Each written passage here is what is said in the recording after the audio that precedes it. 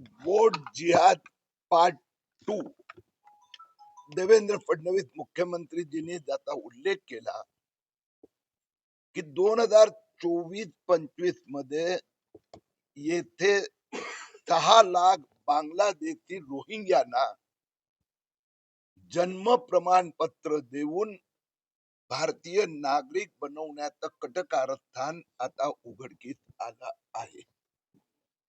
2024च्या वर्षात आतापर्यंत माझ्याकडे जी माहिती आली 2 लाखहून अधिक अर्ज मंजूर करण्यात आले जन्म प्रमाणपत्र द्यायचे. वोट जिहाद पार्ट 1 जे विधानसभेच्या वेळी मालेगाव मध्ये आम्ही उघडकीस आणलं होतं, सिराज मोहम्मद बगाड यांच्याकडे 2200 कोटी रुपये देश विदेशातून आले. तपासात आता हे बाहेर आलं आहे की 379 कोटी रुपये हे विधानसभा निवडणुकीत आणि आता या प्रकारच्या कामात वापरले जात आहे. 1969चा उशिरा जन्म नोंद या कायद्यात 2023 नोव्हेंबर पर्यंत मॅजिस्ट्रेटला अधिकार होते, आता तहसीलदारला दिले. त्या आधारावर महाराष्ट्रातल्या 50 शहरात 1000, 2000, 5000 अर्ज करण्यात आलेले आहेत. त्यात बोगस दस्तावेज लावले आहेत. स्कूल लिव्हिंग सर्टिफिकेट घरी बसून दिले गेले आहे. आज अकोला जिल्ह्यात 15,000 अर्ज आलेले आहेत आणि म्हणून आम्ही सगळे चिंतित आहोत. अकोला तालुक्यात सुमारे 5,000 आलेले आहेत. उदाहरण द्यायचं झालं तर अकोला महापालिकेत 2020 मध्ये, 21 मध्ये, 22 मध्ये, 23 मध्ये सगळे मिळून फक्त 1600 लोकांना मॅजिस्ट्रेट न्यायालयाने 5 वर्षात 1600 आदेश दिले होते. आणि आज मला अकोला महापालिका आयुक्त म्हणतात या 2024 मध्ये एका वर्षात 2500 लोकांना प्रमाणपत्र दिली गेली. आज विस्तृत झालेल्या चर्चेत आम्ही कलेक्टरना आवाहन केलं आहे, एक नवीन प्रमाणपत्र देता येणार नाही असं राज्य सरकारने आदेश दिला आहे. पण ज्यांना दिले गेले आहेत त्याचा प्रत्येक अर्जाची छाननी केली पाहिजे, रिव्ह्यू केला पाहिजे. कलेक्टरनी या संबंधात आम्हाला पॉझिटिव्ह रिस्पॉन्स दिलेला आहे. महाराष्ट्रात मविया आघाडी वोट जिहाद वोट बँक साठी देशाची सुरक्षा खतऱ्यात टाकत आहेत. कारण हे बांगलादेशी रोहिंग्यांना सर्टिफिकेट दिलं जात आहे आणि ते आम्ही होऊ देणार नाही. ऍक्च्युली प्रलंबित आता ते मी कलेक्टरला बरोबर समजवलं ते प्रलंबित म्हणजे मंजूर झालेले आहेत, फक्त द्यायचे राहिले आहेत. आता त्याला मंत्रालयाने स्टे दिलेले आहेत म्हणून ते दिले जाणार नाही. पहिले जे दिले गेले आहेत त्यात इन्व्हेस्टिगेशन होणार, रिव्ह्यू होणार, त्यानंतरच पुढची कारवाई. हा राजकीय भ्रष्टाचार निश्चितपणे मवियाच्या नेत्यांनी करायला लावला.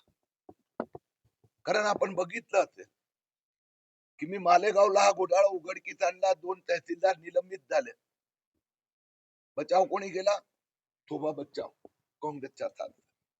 मी अमरावतीला गेलो, अंजनगाव सुरजी गाव हे एवढं आणि त्यात 84 लोकांना सर्टिफिकेट दिले. विरोध कोणी केला? वानखेडे, काँग्रेसचे खासदार. आज मी इथे येणार आहे, काल आमदारांनी विरोध केला. कोणाचा आमदार? तर यांना हे वोट बँक आहे, वोट जिहाद आहे आणि आमच्यासाठी देशाच्या सुरक्षितता.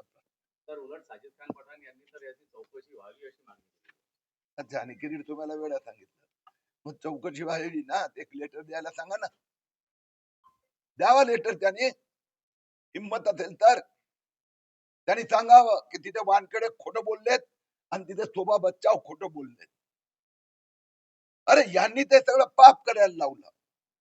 देवेंद्र फडणवीस मुख्यमंत्री झाल्या बरोबर मी त्यांना त्यांच्या कानावर हा विषय टाकला.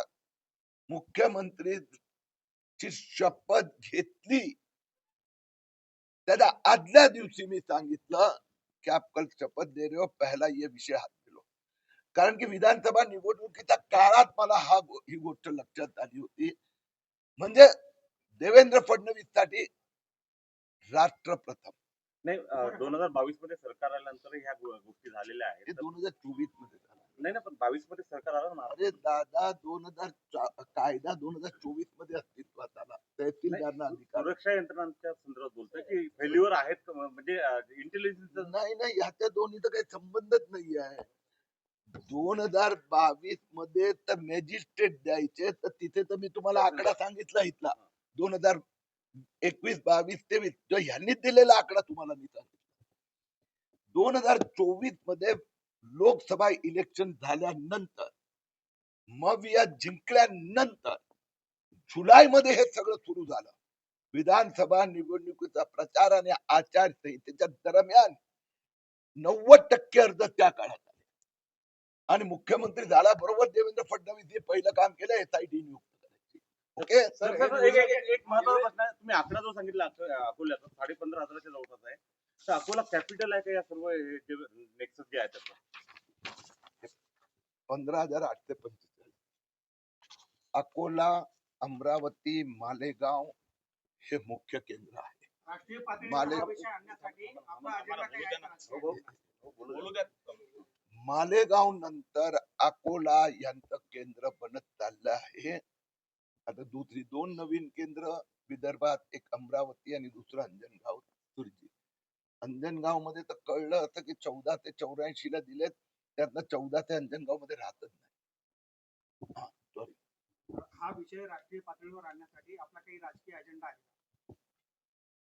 राजकीय या राष्ट्रीय? राजकीय पातळीवर हा विषय जो आहे मी आणण्यासाठी उत्तर दिलं दादा. हा राष्ट्रीय विषय आहे. हा नॅशनलवर आणण्यासाठी काही राजकीय अजेंडा आहे? हा राष्ट्रीयतेचा, राष्ट्रीय सुरक्षेचा विषय आहे. राजकीय एजेंडा नाही होऊ शकत. राजकीय एजेंडा उद्धव ठाकरे आणि राहुल गांधीचा वोट जिहाद आहे. आमच्या दृष्टीने राष्ट्रीय प्रोटेक्शन, सुरक्षा.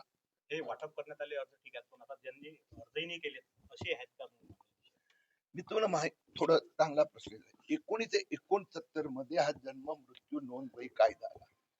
त्यात एक प्रावधान केलं की जर ज्यांचा आई वडिलांचा कोणाचा नाही आहे तर त्यांनी मॅजिस्ट्रेट कोर्टात अर्ज करावा. बरोबर आहे. आता 50 वर्ष झाली, मग ज्या कोणाचे राहिले असेल त्यांनी केले अर्ज. म्हणून बघा यावेळीचे अर्ज संबंध महाराष्ट्रात 2 लाख आहे ना, त्यात हिंदू 1% पण नाही आहे आणि हितला मूळचा मुस्लिम पण 1% नाही आहे. कारण की त्या 50 वर्ष दरम्यान सगळ्यांनी घेतलंय. ही सगळी नावं 99% नावं मुस्लिम बांगलादेशची नावं आहे. ओके, धन्यवाद. पश्चिम बंगालमध्ये जाणार सर्वात मोठा रोहिंग्याचा प्रश्न